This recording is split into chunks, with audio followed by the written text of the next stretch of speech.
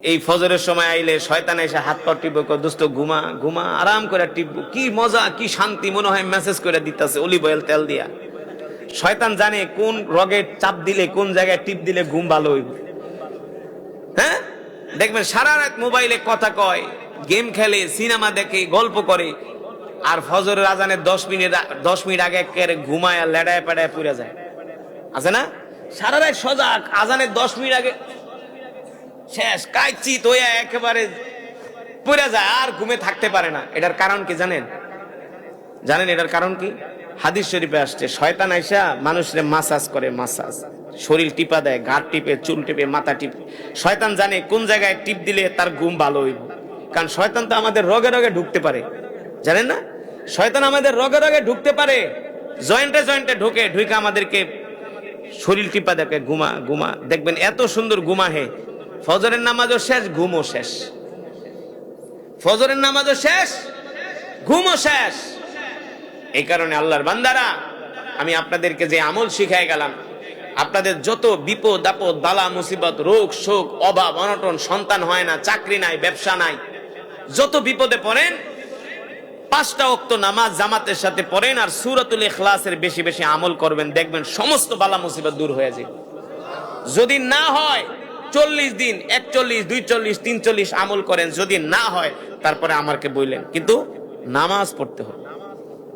কি পড়তে হবে? কয় ওয়াক্ত? জোরে বলেন, কয় ওয়াক্ত? ফজরের নামাজ বাদ দিয়া, হ্যাঁ, ফজরের নামাজ সহ 5 ওয়াক্ত নামাজ জামাতের সাথে আদায় করবেন, সূরাতুল ইখলাস শরীফের আমল করবেন, মিসওয়াক করে নামাজ পড়বেন, ঢিলা কলুব ব্যবহার করবেন। আর যাদের ছেলে সন্তান আছে, 5টা ছেলে সন্তান থাকলে আমি বলবো, যদি অর্থবিত্ত ভালো থাকে 5টারে আলেম বানাইবেন, আর যদি না থাকে 2-1টারে জেনারেল শিক্ষায় শিক্ষিত করেন, আর 2-4টারে মাদ্রাসায় পড়ান। দেখবেন যারা জেনারেল শিক্ষায় শিক্ষিত হবে, আপনার ঘরে যদি জেনারেল শিক্ষিত ছেলেও থাকে, আলেমও থাকে, এই আলেমদের কারণে জেনারেলরা নামাজি হয়ে যাবে, দিনদার হয়ে যাবে, ঠিক কিনা বলেন? পরহেজগার হয়ে যাবে। এই সূরাতুল ইখলাস এমন একটি সূরা, যে সূরার সাথে সম্পর্ক করলে তার জন্য জান্নাত নিশ্চিত হয়ে যায়। কোন সূরা? সূরাতুল ইখলাস। সুবহানাল্লাহ বলেন। আল্লাহ রাসূলের একজন সাহাবী ছিলেন, তার নাম হলো আব্দুল্লাহ বিন মাসউদ রাদিয়াল্লাহু তাআলা আনহু। নাম কি?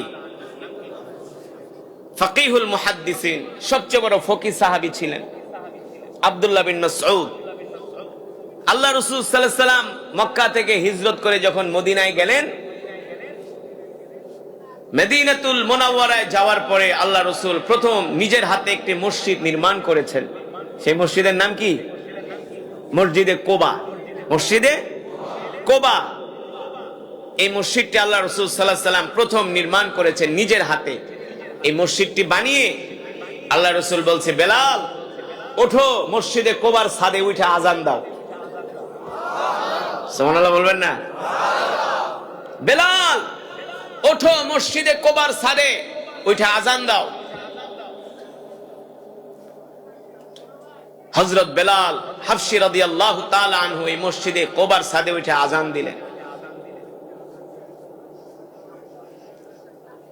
তো আল্লাহ রাসূল যখন মসজিদে কোবা থেকে মদিনাতুল মুনাওয়ারা মসজিদে নববীতে চলে গেলেন, তো এই কোবার মসজিদের এলাকার কিছু মানুষ, আল্লাহ রাসূল সাল্লাল্লাহু আলাইহি সাল্লাম যখন মসজিদে নববীতে চলে গেলেন, এই মসজিদে কোবার কিছু মানুষ আল্লাহ রাসূলের কাছে গেলেন,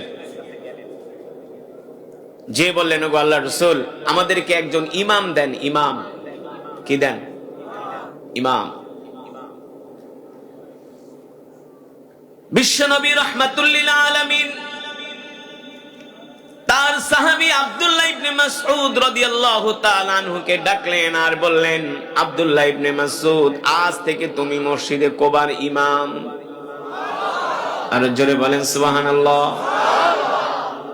মসজিদে কোবা এমন একটি মসজিদ, এখনো যদি কেউ মসজিদে কোবায়, আল মসজিদুন নববী, মসজিদে নববী থেকে কোবায় হেঁটে যে যদি কেউ 2 রাকাত নামাজ আদায় করে, আল্লাহ তাআলা তার আমলনামায় একটা পূর্ণ উমরার সওয়াব দান করেন। শুধু তো টাকা কামানোর কক্সবাজার যায় ঘোরেন, বৌনিয়া রাঙ্গামাটি যান, খাগড়াছড়ি যান, বান্দরবন যান, কুয়াকাটা যান। হায়রে কপাল পোড়া মুসলমান, কিছু টাকা জমায়া 1-1.5 লক্ষ টাকা দিয়া যদি আল্লাহর ঘরে যাইতে পারেন, আল্লাহ নবী আমাদের জন্য কত সহজ করে দিছে। বাংলাদেশ থেকে রওনা দিলে তো একটা উমরার সওয়াব পাবেনই পাবেন। কেউ যদি মসজিদে নববী থেকে হেঁটে মাত্র 2 কিলোমিটার রাস্তা অতিক্রম করে মসজিদে কোবায় যে যদি কেউ 2 রাকাত নামাজ আদায় করে, আল্লাহ নবী বলেন তার আমল নামায় আল্লাহ তাআলা একটা কবুল উমরার সওয়াব দান করে। একদিকে মক্কার সুপার পাওয়ার আবু জেহেল, আর একদিকে আমার নবী একা। আমার নবীর একটা পশম আবু জেহেল ছিঁড়তে পারে নাই, পারছে? আবু লাহাব পারে নাই। অথচ আবু জেহেলের বাড়িকে বাথরুম বানানো হয়েছে। হাজী সাহেবরা মক্কায় যায় জনমের মতো পেশাব পায়খানা করে আবু জেহেলের বাড়িতে। হ্যাঁ, আর যে রসুলকে ওরা কষ্ট দিয়েছে সেই রসুলের কোটি কোটি উম্মত মদিনাতুল মুনাওয়ারায় যায় চোখের পানি ছেড়ে দিয়ে বলে আসসালাতু ওয়াসসালামু আলাইকা ইয়া রাসূলুল্লাহ। ঠিক কিনা বলেন?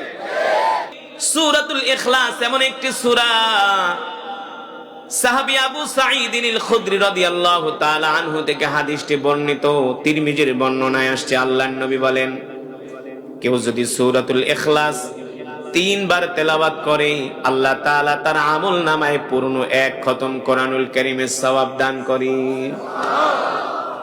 এত মর্যাদার সূরা হলো সূরাতুল ইখলাস। সুবহানাল্লাহ বলেন। সাহাবী আব্দুল্লাহ ইবনে মাসউদ রাদিয়াল্লাহু তাআলা আনহু প্রতিদিন ইশারের নামাজের, ফজরের নামাজের শেষ রাকাতে সূরাতুল ইখলাস তেলাওয়াত করে।